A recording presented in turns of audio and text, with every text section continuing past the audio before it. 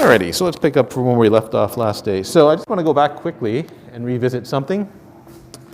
We've got this print list function here that we're passing. We're going to pass a pointer to this function to our stack print function here, right? So remember stack print, it needs a pointer to a function that knows how to print the elements of the stack, right? So that's what print list does. Print list prints a list because we've got a stack of lists. Now the type of the pointer that you pass in is of type is a void pointer, right? Because that's the element type that the stack is using. Now the question is when you pass this pointer to our list to string function, is do I have to cast this to a list or not? Right? So do I have to write that, or can I just pass in the pointer to void? And it turns out the answer is you can just pass in the pointer to void.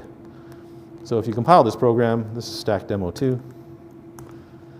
There we go. It compiles cleanly without any warnings. And so when you're using pointers to void, unless you're going to dereference the pointer, you do not have to cast the pointer. You can just pass the pointer to whatever function you want to call, and the compiler will automatically cast it when it needs to. Right? Similarly, if you're going to pass in a pointer to this function, right, it doesn't have to be a void pointer. You can pass in any pointer type here as long as it's a pointer to const, and the compiler will automatically cast it will automatically cast it back. Right? So you actually don't need the cast there or there. Now, stack demo 1 is a little bit different. So in stack demo 1, if I take away the cast, you will get a compiler warning. And you should wonder why, because they look like the same program. Right? It looks like you're doing the same thing. If you compile the program, you get a warning now. Right? And so now if you read through the warning, which you should always do when you compile a program, right? So it complains that when you call printf with the %s conversion, right? %s indicates that you're trying to print a string. It's expecting that argument there to be a pointer to char. Right? That's what it's expecting. It's getting a const pointer. Well, it's getting a pointer to const void, I guess. Right? So it's getting a void pointer to a const element. In this case, it's not the fact that the pointer is void that's the issue. It's the fact that it's const. Right? And so here, you can make the compiler warning. So no, it's just a warning, right? It's not an error. Here you can make the warning go away by performing the cast explicitly, right? So if I create a temporary variable here, right, casting s to char star, right, which casts away the const, by the way, right, and then I pass in str to printf. Oh, sorry, hang on, that's not right. Control S, right, and then compile, and then the warning goes away. Right, but in this case, it's not the fact that it's a void pointer that's the problem. It's the fact that it's const, and for some reason, printf does not want a const pointer here. It expects a non-const pointer, even though it's printing something. So it really ought to be const. So I don't know the exact reason why. It's unhappy with const, but that's the way it is. All right, where is my lecture? Okay.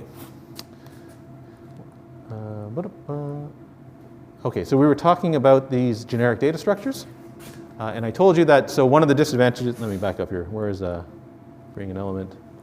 I think PowerPoint has. Yes, PowerPoint has sort of died.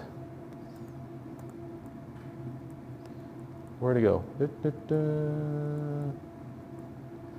Printing an element, freeing an element. Okay, so the disadvantage with doing this, with taking this approach in C, where we represent the elements as pointers to void. So our elements are allocated on the heap. You're pointing to them with a void pointer. Is that you lose all type safety. And so what that means is when you use our stack or our list or whatever it is that's implemented, where the nodes are implemented with where they store the elements as void pointers, you can put whatever you want onto the stack. So here's a program where I make a stack, right? I call a function to see if the stack is empty. Yes, the stack is empty, right? And now I push some elements onto the stack, right? Now, the stack is using, again, the stack's generic, so I can put whatever I want onto the stack, right? So I can push a string onto the stack, right? So remember, a string is just a pointer to char, so the element type is, in this case, a pointer to char, which is compatible with a void pointer, right? So I can pass the string directly to stack push, right? I can make an int I, whose value is 1, and then I can pass the address of I to push, right? And that will store I guess that stores a pointer to that 1 in the stack, right? I can do the same thing with D, right? So D is a double value. I can pass a pointer to D and push that element onto the stack. Right, now the problem is I've now got a string, an int, and a double value sitting on the stack, right? Or pointers to those values sitting on the stack, right? So if I wanted to print out that stack, how on earth do I print out that stack, right? Because the way the print function works is it's trying to call some function that knows how to print out an element. But now I've got the problem where even I, the programmer, don't necessarily know what element types have gone onto the stack. Right? So here you have to either remember that it's a string, then an int, then a double, right? Or you have to try to do some tomfoolery and try to figure out what's actually on the stack. So what I'm about to do, you should never do, okay? So if I try to print out these elements, right, I basically have to guess what's on the stack, right? So remember my elements, they're being passed to this function as a pointer to void. I don't know what type they actually point to. Right? So now I'm going to try to guess what's going on. So I'm going to try to cast the element to a char star, right? So I'm going to try to cast it to a pointer to char, which means I'm going to try to treat that element as though it were a string, right? I'm going to look at the first element of that string and see if it's an H, right? If it's an H, I'm going to assume it's the hello, right? Because that's what I pushed on. Obviously, this is not generalized, right? If I pushed a different string onto the stack, I would have to check for a different character here, right? But in this particular case, I can check if the character is an H. If it's an H, I'm going to assume that this really is the string hello, and I'm going to print out the string hello, right? Now, if it's not an H, I'm going to assume it's something else, right? So now I'm going to try to see, is C actually, right? I'm going to leave it as a pointer to char. I'm going to check. If I dereference that pointer, do I get a 1, right?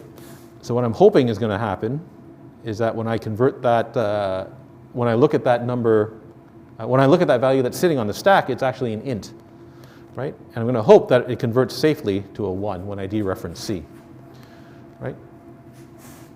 If it does, I'm going to assume that it's actually the int value 1, and I'm going to try to print out that value 1, right? Otherwise, I'm going to assume that it's the 2, right? Cast it to a double and print it out, right? Obviously, this does not work unless you happen to know the values that are on the stack, right? But this is the situation that you end up with when you try to, when you can't, or when you don't know what the element types are for sure that are sitting on your stack, right? Again, notice the comment, right? Don't write code that looks like this, right? It's not at all generalizable, okay? But you can make it work in this particular case. It's kind of gross, though, when you do it.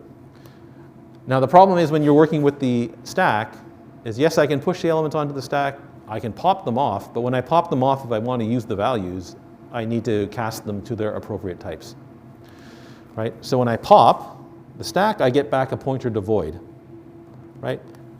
If I want to use the actual values get popped off, I have to cast them to their correct values. Right? So this only works because I happen to know that it's a double, then an int, then a string. So I pop the stack once, cast the result to double, right, and store the result in a pointer to double, right? And then I can dereference that value and print out the value, right? Then when I pop the next element, I have to cast the type to pointer to int, and when I pop the third value, I have to cast the result to pointer to char, right? So this is the problem when you use these generic data structures. Right? It's possible that whoever's using the data structure can add whatever type of element they want to the data structure, right? Whoever's using the data structure has to remember what the actual types are. This is unlike the case in Java, right, where your generic types, they hold elements of exactly one type, right? And so this is more like what happens in Python, where you can, if you have a list in Python, you can add whatever elements you want to the list. Right. All right. I guess that's it for the time being for our generic data structures, or for data structures in general, right? So we've looked at array-based data structures, we've looked at node-based data structures, and then we've looked at generic data structures where elements are stored using pointers to void, right? Now the generic data structures that I showed you, they're using nodes, but you don't have to use nodes, right? So you can make an array of void pointers, right? So in other words, I can make a list, an array-based list, or an array-based stack, or an array-based queue, right? Where you're storing the elements as void pointers, and that works just fine, right? You run into all the same issues that you have to deal with when you're working with void pointers, right? Namely that you lose all the type safety, but it does work. Oh, there's one more thing I should say about that last example. You really shouldn't do this in this example, right? So remember how the stack is storing its elements, right? It's storing elements as pointers, right? As void pointers, right? Here, when I make this string and when I make this int and when I make this double, right? The lifetime of these variables, right? Is the lifetime of this function here. Whoops, sorry, of this function here, right? If this isn't a main function, you've got a problem, right? So if I try to do this sort of thing in a function that's not the main function, right? And then I return the stack, or I either return the stack or the user has a pointer to the stack, right? These all have automatic storage lifetime. When the function returns, they disappear, right? So the pointers that you pushed onto the stack are no longer valid, which means when someone tries to pop an element off the stack and dereference and then dereferences the pointer, they're going to get an error. So you really shouldn't do this when you use a generic data structure in C, right? When you want to push an element onto the stack in C, these should really be allocated dynamically, right? In other words, you should allocate an array of char dynamically using malloc or calloc or realloc, right? Print the string into the array and then push the dynamically allocated array onto the stack, right? For int I, you should really dynamically allocate an int or a pointer, right? You should dynamically allocate an array of int of size 1 and then push that pointer to that array onto the stack, right? And for the double, you should really dynamically allocate space for one double and then push a pointer to that double onto the stack. Right? If you push a local variable onto the stack, then it's guaranteed not to work. Your stack, when you try to dereference the element that's sitting on the stack, it's guaranteed not to work. Right? So you should really avoid doing this. Right? That's why these comments are here. The only reason you can get away with this is because this is a main function, and when the main function finishes running, the program stops running. Right? So be very careful about doing that. Okay, so I need to pull up the next lecture, I think. That's comp. So we're now going to move away from data structures for a bit and go to strings.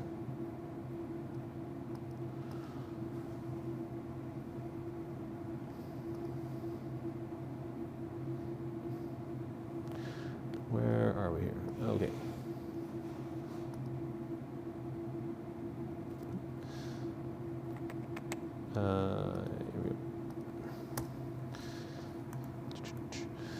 Okay, so a character in C is just an integer value. And it's true in Python, it's true in Java, right? The integer values are mapped to some sort of symbol using some sort of encoding scheme, right? And there are many different types of encoding schemes, right? There's ASCII, Unicode, extended ASCII. Windows uses some strange encoding. I don't remember what it is. That's basically a superset of ASCII. But there's many different ways to encode characters, right? If you're on Linux, you can use locale, the command, to see what encoding your operating system is currently using. So if I do it on mine, I'm pretty sure it's, sorry. I'm pretty sure it's UTF-8, yes. Right? So if you're on an English language computer, in Linux, it's probably UTF-8, right? Although it could be something else. Right? Okay, now the funny thing in C is that C, in their strings, the language doesn't say what encoding is going to be used. Right? So your strings could be any encoding that you want. So it's, in other words, it's up to the programmer to pick the encoding that they want to use. Right? So C strings are just arrays of char, so they're just numeric values. Right? It turns out there's lots of different ways to represent an individual character. Right? So a char can be of type char, right? But you can also represent a character using int, or something called wchar_t, or something called char16t, or something called char32t. Right? So char by default, char on most desktop computer systems is 8 bits, right? I'm pretty sure it's 8. I'm pretty sure it's 8.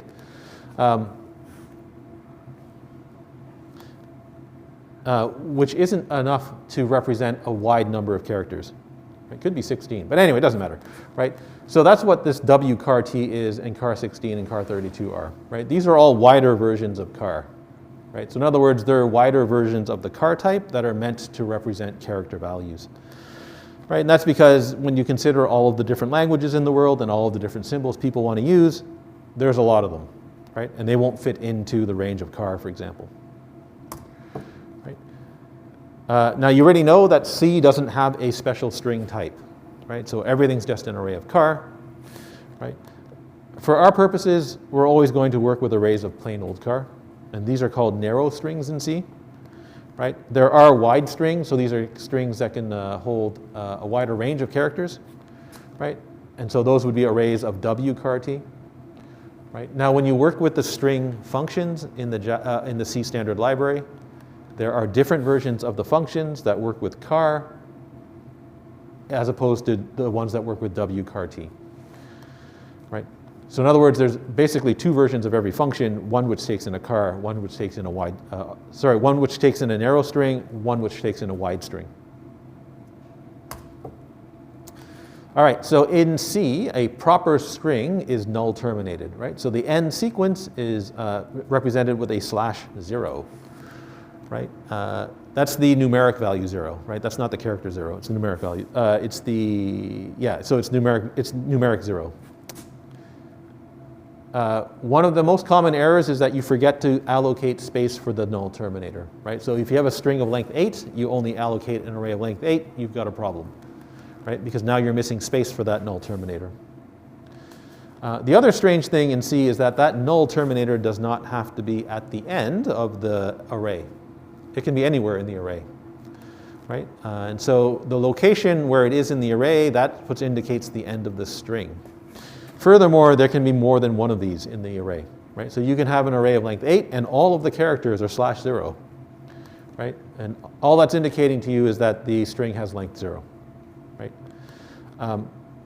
What you should remember to do is that when you hit the first null terminator, you should probably stop reading.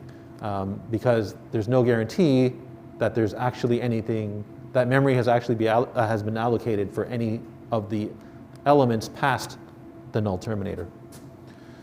Right. Okay, so you can make an array of char that's not null terminated, right? So you can make an array of char, put in A, B, C, D, E, F, G, right, whatever you want.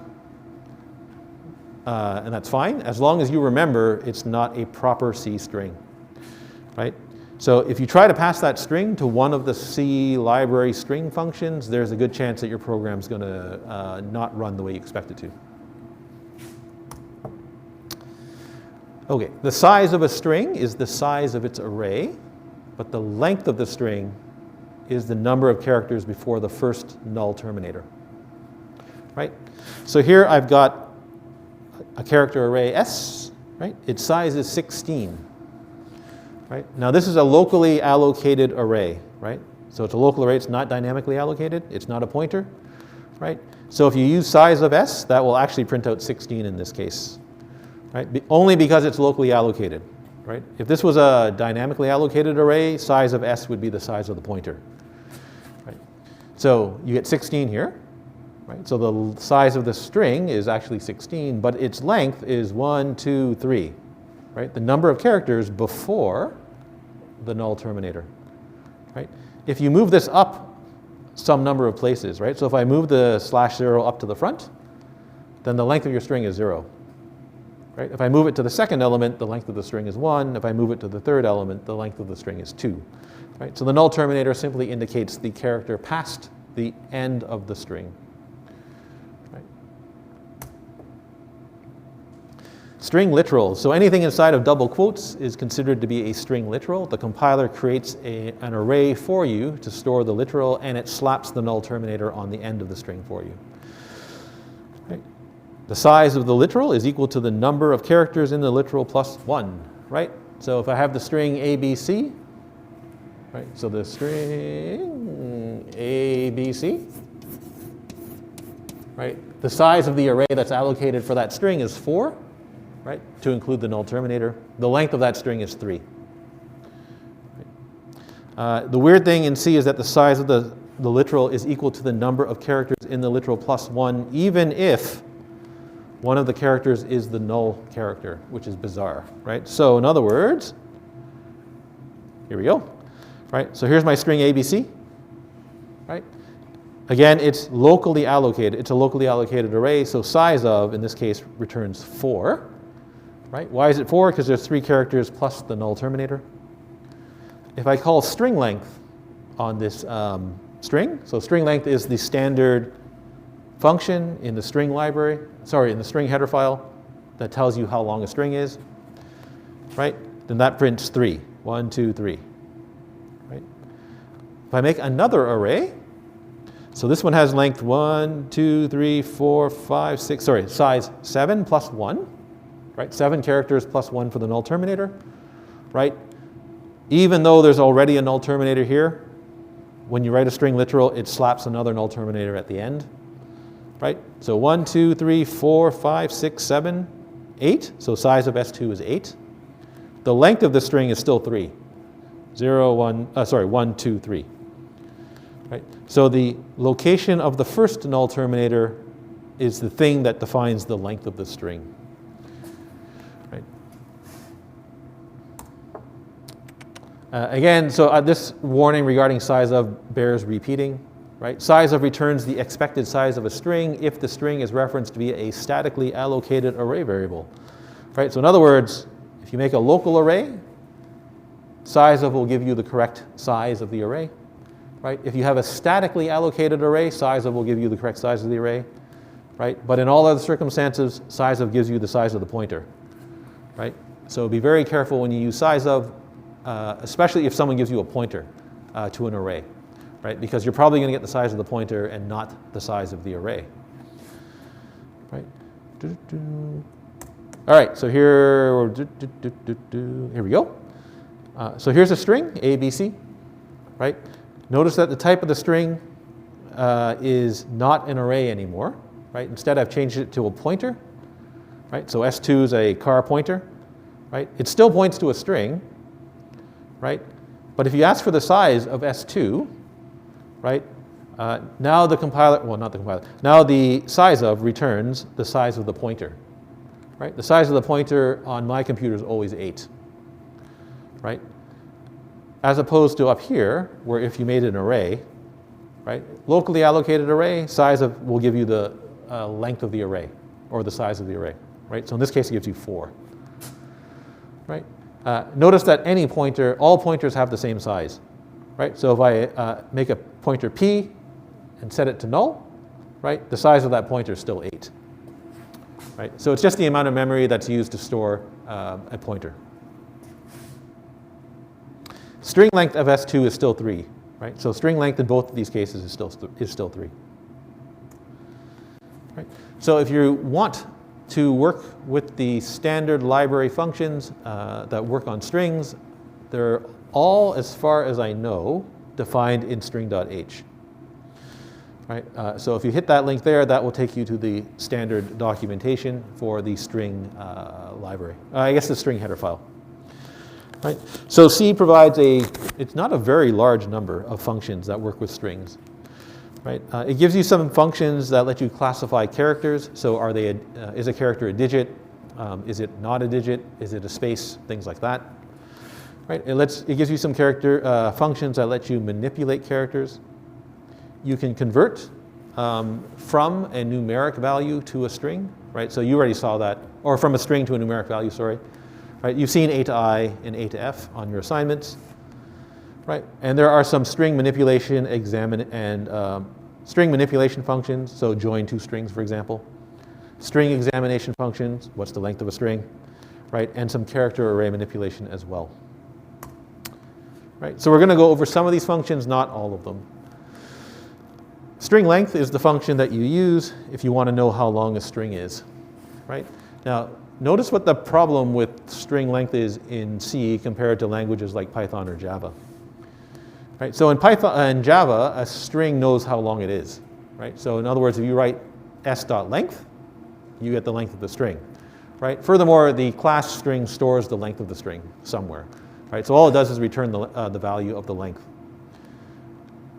In C, you don't know the length of a string, right? And the compiler doesn't know what it is either, right? Because in C, the compiler has to get the length of a string, you have to count the number of characters until you reach the null terminator, right? Because strings are just plain old char arrays, right? And the language doesn't do anything to keep track of how big an array is, right? So string length returns the length of the specified null terminated string. If your string's not null terminated, you've got a problem, right? Because the way that string length works is it just keeps on looking at elements of the array until it reaches the null terminator, right? If there's no null terminator, it just keeps on going past the end of the array, right? And then bad things happen. The problem with string length is that it's O(n) complexity, right? Where n is the length of the string. So if you're doing something with strings, right, and they're all of different sizes, right? Then when you process that string, you've got to, you probably want to know how long that string is, right? Every time you ask for the length of the string, it costs you O(n) to get the length of the string, which is kind of expensive when you compare it to languages like Java or Python. Right? C11 adds a quote-unquote safer version of this string. Right? So you're going to see a lot of examples where there's an n in the middle of the function name somewhere. Right? So here it's strn length. Right? So the n here indicates that the caller has to specify how many characters they're willing to look at this pointer. Right? So this thing str that's pointing, it's supposed to point to the start of a string or into a string somewhere. Right? This version of string length looks at the characters in the string until it hits the null terminator. This version will look at the characters in the string until it hits the null terminator, or until it looks at n characters, where n is the number specified by the caller. Right? So this version is slightly safer because the caller can say how many characters they're willing to look at in their pointer. Right? So hopefully that stops the function from running past the end of the array. How do you implement string length? There's lots of ways to do it. Right? This is the way that I think most students would do it if I asked you to do it today. Right? You would make a counter called I or count or something. Right? Set it to 0. Right? You would look at the characters in the string, right, by using array indexing. Right? You would look at the characters until you came across \0. Right? If it's not \0, you just add 1 to the count. Right? And then return the count at the end. Right? So that's certainly one possible implementation of string length. Right? Again, notice what happens if that thing there does not have a null terminator in it. Right? This loop never ends. Right? It'll eventually end because eventually you'll run out of bounds. You'll run past the end of the array, and then something bad's going to happen eventually. Right? So that's one way to do it. It's not the only way to do it. Here's a different way to do it. Right? So this is how you could implement the function without using array indexing.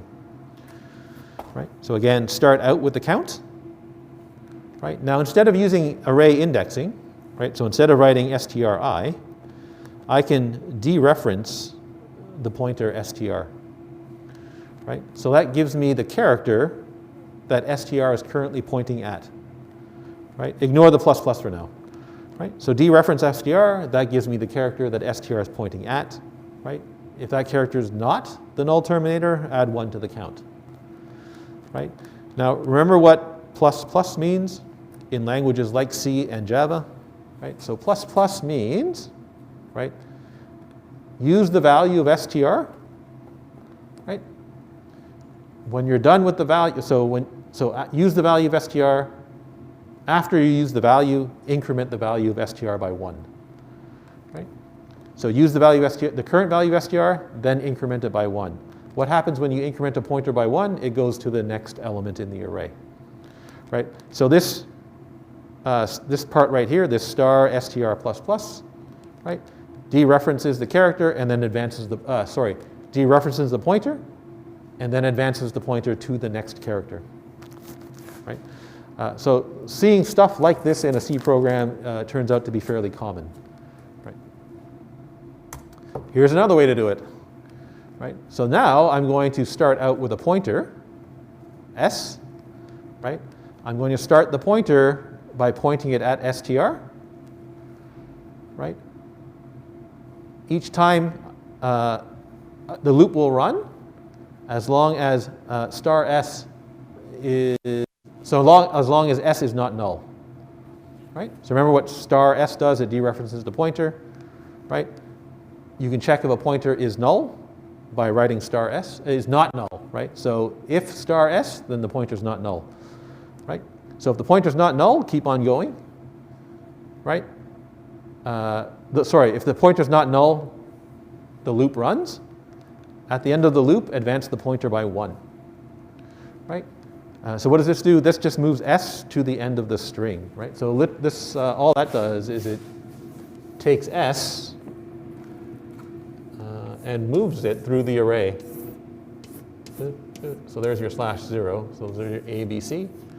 Right, so s starts pointing at the front, right? Is s null? No. So advance it by 1. Is s no? Advance it by 1. Is s null? The answer is yes, right? So at the end of the loop, s is here, right? str is here. What's the length of the string? It's s minus str, right? Sorry, does it advance it to? Yeah, it does advance it, right? So the length of the string is s minus str, right? Or 3. Right, so here's an example where you're using a pointer to move through an array and then getting the length of the array using pointer subtraction. Oops, sorry. Right, and there's many, many, many variations of these techniques that you can use to implement string length. Okay, string copy. So this is the function that copies a string src into a destination array dest. So it copies the null terminated string pointed at by src, copies the null terminator as well into that array there, right? So if that array is not big enough to hold the source string, undefined behavior, right? Probably some sort of memory error. If the strings overlap, this isn't guaranteed to work either, right? So you might ask, how can two strings overlap, right?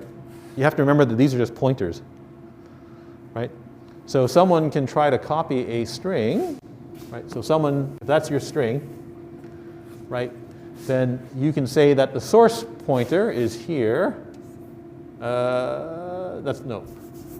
want them to overlap. So you can say that the source pointer is here, right? And the destination pointer is there, right? So you could call the function doing that, right? In that case, the two arrays overlap, and string copy is not guaranteed to give you the correct result, right? And a destination, so if that's not a pointer to a character array, or source is a pointer, is not a null terminated string, again, the function is not guaranteed to work properly, right? When this function's finished running, it returns the original pointer dest, right? So in other words, it returns the starting character It returns a pointer to the starting character of the copied string. Right, so how do you implement this function? Again, you can use array indexing. Right, so this is the quote-unquote obvious way to implement the function. Right, we're going to start at I equals 0. Right, while the character in the source array is not null terminator. Right, run the loop. What do? You just copy in character. You copy character I from source into dest. Right. The last this line here is slightly tricky. Right. This loop runs as long as srci is not the null terminator. Right. So the loop doesn't actually copy the null terminator, but the function contract says that it does. So at the end, you have to make sure to copy over the null terminator. Right. And so this is one way to do it. Right. And then the function's supposed to return a pointer back to the destination string. Right, so you just return dest. Is this the only way to do it? The answer is no. Right, so you can just use pointers. So this is surprisingly compact. Right, this implementation here. Right, so what this implementation does here is it's going to adjust that pointer and that pointer. Right. All right, so I have to return the pointer to the original, to the front of the original destination string. So I need to remember what that is. Right, so I'm going to save the incoming value of the destination. I'm going to save a pointer to the start of the incoming destination string, and I'm going to return that at the end. Right, now this is very strange. It should look very strange to you when seeing this for the first time. Right, so what exactly is this thing doing? Well, it's kind of playing the same trick as before, right? So star dest means dereference the destination string, right? Or dereference the pointer, right? What does that give you? It gives you the character currently pointed to by dest, right? Now, what does star src do? What does star src do, right? It dereferences the pointer, src, so that gives you the character that src is currently pointing at, right? Equals does the assignment, right? So in other words, it copies the character pointed at by src into the character pointed at by dest, right? What does plus plus do? Well, plus plus advances the pointer after using the pointer, right? So plus plus here and plus plus here moves both pointers forward one position, right? Now the question is why does that work as a condition, right? Because this is a while statement, right? So while some condition is true, the loop should run, right? So this works because assignment actually produces a value, right? Which you've probably never been told, either in Java or in C, right? But in Java, it also produces a value, right? So when you write x equals y, or x gets assigned the value of y, right, then the value of that expression is the value of x after the assignment has occurred. Right? So in other words, the value of this thing inside the round brackets, right, if src points to a character, then the value of the expression here is just a character, the value of x, while is just a character, right? Some non-zero character, right? And so that's while some non-zero value, that's true, right? When it gets to the end of the string, right, it copies over the 0. So the value of this expression is 0, which is false in C, so the loop stops, right? And so that's how that statement works, right? Very compact, but difficult to understand if you haven't seen it before. Even if you've seen it before, it's still difficult to understand. Right? But this does in fact work, right? You can write that little function down in a program somewhere, compile it, and see if it actually works, right? It does in fact work. Okay, now string copy is needed, right? So why do I need string copy? Because I just got these arrays, right? And I know that strings are just plain old arrays, right? If I could just assign an array to an array, I wouldn't need string copy. Now, the problem is in C, you can't assign an array to an array. Right, so that is the problem. Right? So also remember this, because this turns out to be a very common mistake. You cannot copy arrays via assignment in C. Right? So here's my array S. Right? The next line doesn't work. Right? S is an array variable. I cannot assign something to an array variable. Right? Once you make the array variable, you can't assign anything to it. Right? So in other words, if I try to write S equals hello, that doesn't work. Right? I can change S0, S1 up to S99 of S, right? But I can't make S refer to another string. Right? So what do you have to do? If I want to put hello into that array S, I have to use string copy. Right? So string copy the string hello into S works just fine. Right? What else can't you do? Well, I can't assign anything to an array type, to an array variable. Right? I can initialize an array variable, right? But I can't assign anything to it.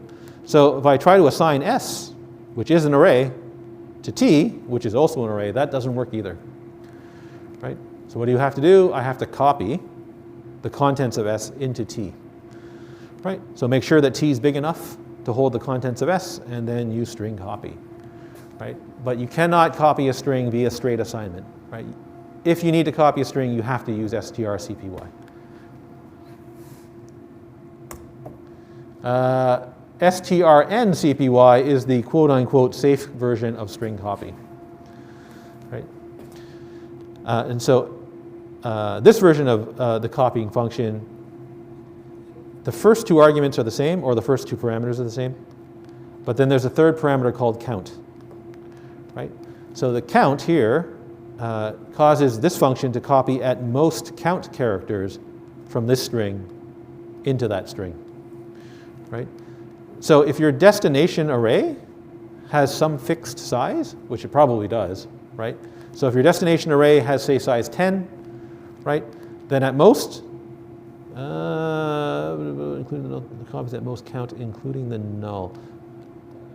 Then, so if your destination array has size 10, right, then you want to pass in, I want to say you want to pass in 9 here, and not 10. But I should check. You want to make sure that you don't copy all of the characters of SRC into destination, right? Because you don't want to run past the end of this array. Right? So if you know what the size of your array is, you can force the function to not go past the end of the array by using this version of the function. Now, if you Google for strncpy, right, you'll see that there's a lot of complaints about the function. Right? So the problem with this function is that it copies, right, copies up to that many characters into that array. Right? What it doesn't do, right? So if your array is size 10 and count is 10, it copies 10 characters, at most 10 characters from SRC into the destination. Right? If this thing SRC has, say, 15 characters in it, right, then your string destination DEST does not have the null terminator at the end. Right? It copies the first 10 characters of here into there and then stops. Right? It does not guarantee that the null terminator gets copied into the destination. Right? Did I skip a slide? I did skip a slide. Okay. So string copy is the thing that you can use to copy a substring of a string into a destination. Right? The substring doesn't need to start at the beginning of the string. So here's my string S, right? The digits 0 through 9. There's my string T, right? It can hold all of those characters, right? But it can't hold the null terminator, right? So I can copy the 3, the 4, the 5 into T, right? So I can copy the 3, the 4, the 5 into T. So I say T, right? That's the destination. Right? Where is the source? Well, it's starts at the number 3. Right? So I need a pointer that points at the number 3. So one way to get that pointer is to write S plus 3. Right? Because S points at the 0, right? Plus 3 points at the 3. You could also write S square bracket 3 and then put the ampersand in front of the S. Right? So the address of S3. Right? How many characters copy? 3. what do you have to remember to do? If you're copying a substring, right, so 3, 4, 5, you're not copying the null terminator over. If t is supposed to be a string, you have to set the null terminator yourself, right? And this is the problem with strlen copy, right? It does not put the null terminator in for you if it's not there, right? Failure to do so ends up being a huge source of bugs. So there's a lot of C programs, especially a lot of older C programs, have this kind of bug in it, where there's a string that exists and it's not null terminated properly. Oops, sorry. So you have to make sure to add the null terminator yourself if you don't know that the null terminator is going to be there, right? Okay, so this receives a lot of criticism on the internet because it doesn't guarantee null termination of the destination string, right? It also does unnecessary work if the source string is shorter than the count, right?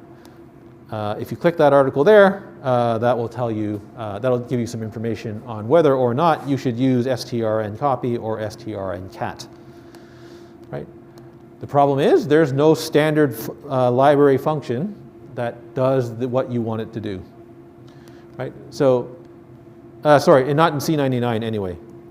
So there is the non-standard function strl copy that will put the null terminator in for you. There's strlen copy _s in C11, which will put the null terminator in for you.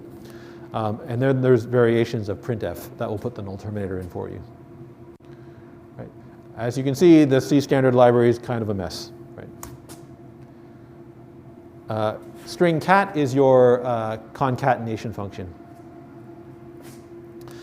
So string cat will append the string src to the end of the string dest. Right? So if dest points to the front of a string and src points to the front of a string, right, then when string cat finishes running, dest will be the concatenation of dest followed by source. Right? So in other words, append source to the end of dest. Right? What do you have to watch out for when you use this function? You have to make sure that dest points to a string that has enough storage to hold the concatenation of the two strings. Right? If the function runs successfully, your string is guaranteed to be null terminated. Right? What you really have to watch out for, though, is that destination points to an array or points into an array that's big enough to hold the concatenated string. Right? So here's an example. Here's s and t. Right? I'm going to concatenate t to the end of s. Right? Now these are the numbers 0 through 9, so there's 10 digits in total. Right? Add the null terminator, that makes 11. So s has enough space to store the string, right? The fully concatenated string. Right? So I concatenate s and t together. The size of s, right, has to be big enough to hold the final string plus the null terminator. Right? So string cat st and print it out, this works just fine. Right? If you make that 11 smaller, so if you make it 10, weird things happen. Right? So you can play around with this function or this little program and see what happens when you make that string too small or that array too small. Right? Yeah, okay. Sorry, what? Oh, hey, it's time to go. So I guess I'll stop there and we'll finish up there's only a few more slides. So we'll finish up strings part 1 next week. Anybody have any questions about strings or the assignment that's currently out? All right. Everybody have a good weekend then, and I will see you next week.